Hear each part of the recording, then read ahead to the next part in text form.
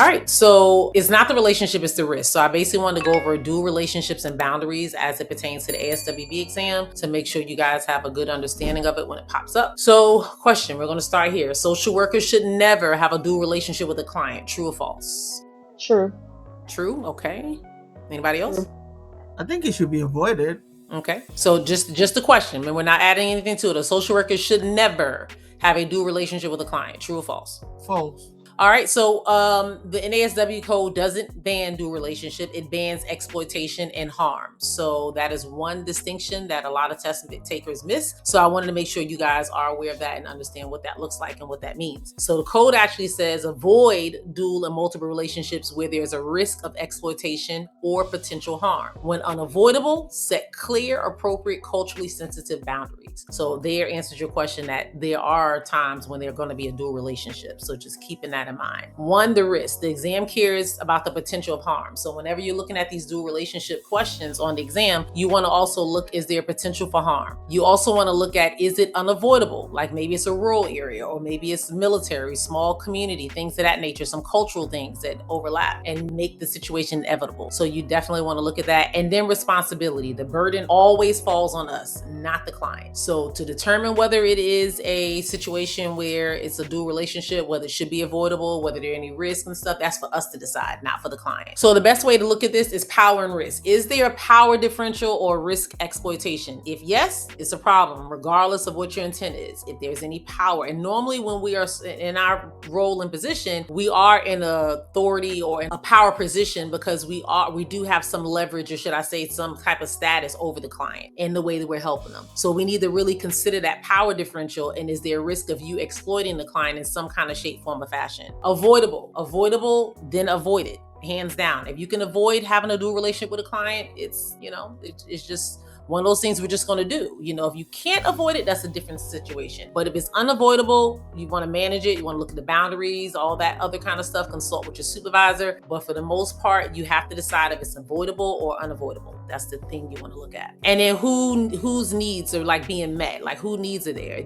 Is the social worker needs being met? Are you serving the client? Is it a gray area? Any possible boundary crossing or boundary violations? Like we want to look and determine that part. And then of course the client first. The right answer centers around client-centered treatment. You want to also take in the client's welfare and you being accountable for your actions and not you just being comfortable. And when I say that is because if you're in a situation where someone gives you a client and you're like, oh, this is easy, I'm gonna go ahead and take the client. I could switch it, but I can make this work. You're doing something for your convenience. You're doing something that makes it comfortable for you, not the client. So that's what that means when you're talking about making sure the client needs are being met. So the distinction that trips everyone up, boundary cross and boundary violation. I know I'll go over this in boot camp, but I want to emphasize this for this mini presentation. A boundary crossing is a deviation from the norm that may be benign, meaning it might not be harmful, or even therapeutic. So that means you're crossing some type of boundary. It could be taking a gift, it can be brief self-disclosure to the client, something that you have in connection with them, so you share something, unavoidable community encounter where you meet the client, you saw the client out in the community or at like a local bakery shop or a restaurant, something like that. That could be a boundary crossing. But a boundary violation is exploitive and harmful. It always meets the worker's needs. It has no benefit to the client whatsoever. That's borrowing money or bartering that can cause harm. Sexual or romantic contact with the client, whether they're a current client or a former client. I have to emphasize that because the ACA and the APA and other boards, they do have a timeline and time restriction on when the worker can see the client. So obviously a psychologist, counselor, they're in a different type of profession. They work with different type of clients. So I can kind of see why they allow that. But social worker, it is always a no-go. We don't have any type of sexual, romantic, or any type of relationship with clients, whether they're a current client or a former client. So that is something to keep in mind. And I emphasize this because a lot of people are like, well, why in the world would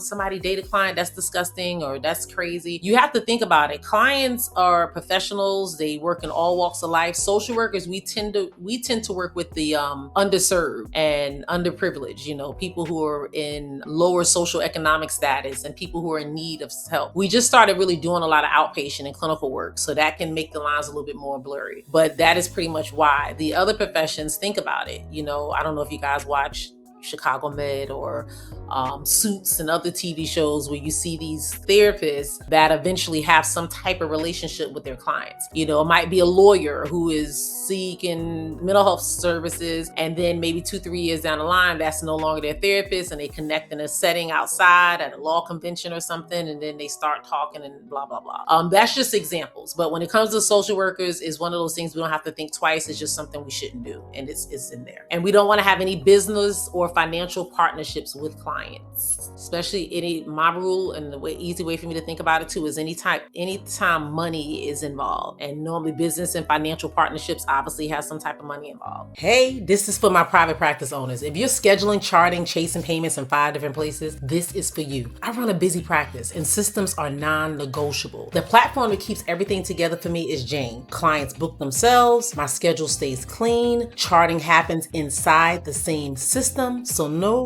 late night paperwork. Whew. And payments handled right inside of Jane. Telehealth, client portal, documentation, all in one place. Clinicians don't burn out from clients. We burn out from chaos. Jane helps me run my practice like a CEO and stay grounded as a clinician. If you're ready to simplify, use my Jane Ambassador link below in the bio, and I'm telling you, Jane app is a game changer. It is going to definitely help take your practice to the next level. So why do smart test takers still miss these questions? Absolutist thinking. That's pretty much for any style question. But we're focusing on ethics, but just any style question. Having that never and always answer choices are usually wrong whenever you're dealing with ethics. Never, always. Like, it's not something where it's a never and always. That's concrete. That's absolute. Like, those are typically not right answers when it comes to this exam. Reacting to the relationship, not the risk. The exam wants risk management. They don't want us to panic, and they don't want us to automatically terminate a client. That happens too. You'll get a test question that says terminate client immediately or do this, and you're like, whoa, like that's not typical of social work knowledge, or should I say ASWB and NASW knowledge. They don't like those absolute terms, and they also don't like automatic termination. Those are the things you want to look at. Skipping consult and documentation. When you're unsure about something, typically you consult and you document the information. You do that. That's a lot of times on those first and best move questions, but that is what you want to do. Consult and document. All right, so let's do this question. I'm gonna call on someone, because everybody, let me see. Kimi, let me let you do this question. Let you do the first one, and then Alexis, I'm gonna do the second one. Okay. A rural social worker has treated a client for 8 months. The client is elected to the local school board, where the social worker's own child is a student and will now vote on the worker's spouse teaching contract. The client is progressing well and has no other provider within 90 miles. What should the social worker do first? Transfer the client to telehealth with a provider in another county to eliminate overlap. Continue treatment unchanged since the overlap is unavoidable in a rural setting. Consult a supervisor, colleague, and document the emerging conflict of interest before deciding on the next step. Disclose the conflict to the school board so the client can dispute from the spouse. Recuse from the spouse's contract. So basically, they remove them from being able to vote on the spouse's contract. That's just the part that they'll kind of like remove themselves from. So like, you'll let the school board know, like, hey, I'm seeing a client and da-da-da-da. And they'll say, okay, well, we're going to recuse you from the spouse's contract part. You can vote on everything else, but you just can't vote on that because that's a conflict. That's what D is saying. Yeah, I'm going to say D. You're going to say D as in David? Let me eliminate. I'm going to eliminate A. Okay, you're eliminating A. Okay, walk me through. Go ahead. I'm going to eliminate A. Continue treatment unchanged since the overlap is over. I like B. Consult supervisor, imagine before deciding the next step. All right, so we're ruling out A. We like B, so let's move on to C and see what we're doing. So I'm going to eliminate C. Okay, so you're eliminating A and C and sticking with school social worker. Yeah, disclose the conflict on the school board. Okay, I'm gonna say D. Say which D as in dog. D as in dog. Okay, you're gonna say D as in dog. Disclose the conflict. All right. What are you thinking, Corinne? I'm thinking D too or C? I can't quite hear it. I'm thinking C. You're thinking C. Okay, C as in Charlie. Okay. All right. Laura, what are you thinking? Just the letter? C as in cat or Charlie. All right. And Alexis, where we going? C. You're saying C as well? C as in Charlie? I'm changing my answer. No, we're not changing answers because this is the test. You testing. We don't change answers. When y'all give me the C as answer. in Charlie. Because This I'm thinking to the school no, social no, worker. no, no, no. You the only one that had a chance to process the whole question. So it's okay. I didn't go over the answer yet. We just gonna learn from it. But you picked your answer. You said D, and then the other three said C. All right. So why is C correct? Because the overlap is generally unavoidable, but a new conflict of interest just appeared, the spouse's contract. Unavoidable does not mean do nothing. It means we have to manage the risk. So consulting and documentation is the first protective first step before any decision to transfer, disclose, or do that. Let's see. I know it's on here, right here. Skipping consult and documentation is one of the big mistakes that smart test takers miss. Hey y'all, your girl decided to do something a little different. Yes, you see me all up on the screen showing you these gold hoops, and boom, the gold ring. It goes perfectly with my simple style. You see, I got a nice little gold wedding band. Been wearing the same wedding band for 23 years. Yes. So you know I like something that lasts, something that's good quality. So I paired up with this company called Ana Luisa, and I'm like, you know what? I do test prep, but I got a lot of women on this channel, and they be fly. I be seeing y'all on the little Zoom calls. So I decided, you know what? Why not partner with them? Get y'all an easy 25% off of all their stuff. I did the research. People are wearing this stuff up to 8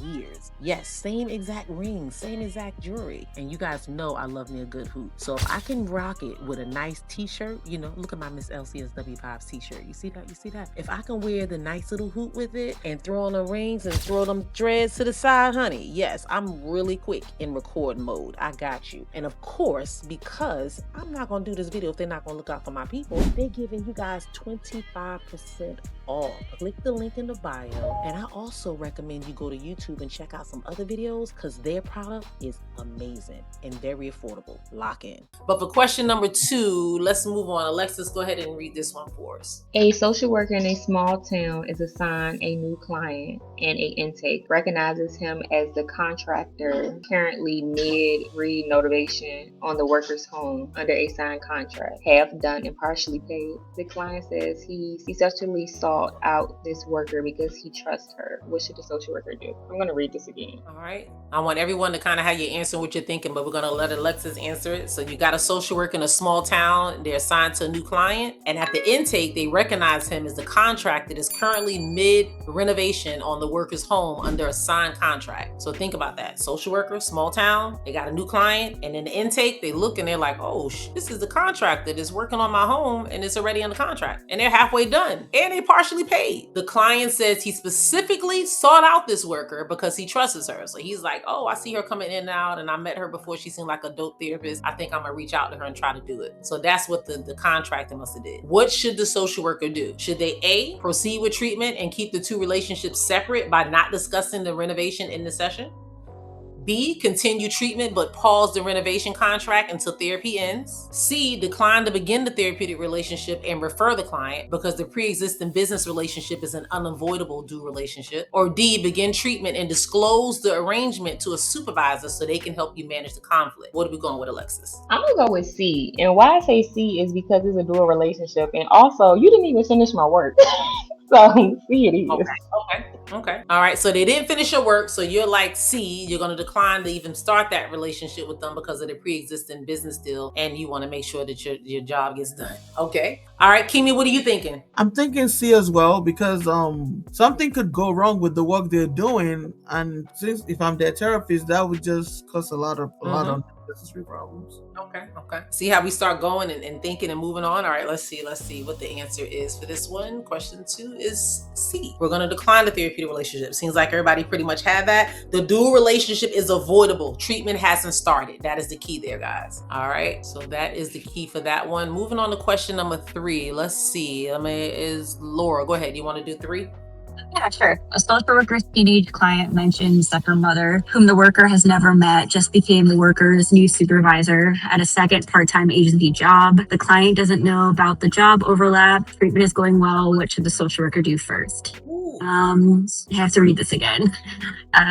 Social worker's teenage client mentions that her mother, whom this worker has never met, just became the worker's new supervisor at a second part-time agency job. The client doesn't know about the job overlap. Treatment is going well. What should the social worker do first? All right. Now, I love this question. Hold on. Before you go through it, I love this question because Yeah. it's word. I know people are looking at the sentences and getting completely confused and trying to figure out what. Again, we don't have to know all the context. Basically, a social worker is meeting with the teenage client. I have teenage clients. I meet with them and they're like, hey, my mom just got this job working at blah, blah, blah. We realize the social worker who's in that session realizes, oh, shoot, her mom is now my new supervisor at my second job. The client doesn't know that the supervisor even has that the therapist even has a second job. I'm sure they're just talking like, hey, my mom got the second job and I can't do this, and they're just talking in the session. Treatment's going really well, but what should the social worker do now since they realize that the client's mom is their boss? So now I'll go ahead and let you do, Laura, the next questions while everybody else is reading them, and tell us what the answer is. So A, tell the client about the overlap so there's no secrets in the therapeutic relationship. I don't think that's ever suggested that you discuss with the client because like you said earlier, it's really our decision. But I mean, there's times to discuss it, but not like that. Consult and take steps to address the dual relationship, potentially changing the supervisory arrangement while protecting the minor's confidentiality. I like that answer. Continue as normal since the worker and the mother have a professional, not personal relationship. I don't like that answer. And then D, immediately the word makes me doubt that. Disclose to the supervisor, the mother, that her daughter is a client, because that's a HIPAA violation in my opinion. So I'm going to go with B as in boy. All right, B as in boy. And what are we thinking, Corinne? All right. Oh, go ahead. Sorry. I said B. B as in boy. Oh, you're thinking B as in boy too? Okay. Kimmy, Alexis? I agree with B. All right, so we're gonna say B is in Bravo. Consult and address the dual relationship. The conflict lives on the worker side. So that is the key. The conflict lives on the worker side. A supervisor with power over the worker is the parent of a minor client. The worker owns the responsibility and the minor's confidentiality is paramount. So D and A both solve the worker's discomfort by spending the minor's confidentiality. So basically you're gonna share what's going on with the client, disclosing to the parent or the supervisor, or burdening the team with the adult problem. C ignores the power differential over the worker. It still creates a real risk. So that is why B is the best answer. All right, so remember guys, the ASWB exam isn't testing whether you can spot if there's a dual relationship, it's testing whether you can manage the risk. That is the key. A lot of times when it comes to studying, I notice this pretty much across the board, even myself when I'm taking questions, doing questions at times, we're looking for, we know what a dual relationship is, we're focused on that term dual relationship because we know a concept. So that's when I say think like the exam is not knowing a concept, is what does that concept mean and how do we apply it in the context of an exam question. So we know what dual relationships are, we have that down pat, but now we need to understand how do we manage that? What do we do with that when it's given to us in a test question scenario? So it's testing whether you can manage the risk while protecting the client and keeping the responsibility on yourself. That is the key when it comes to dual relationships.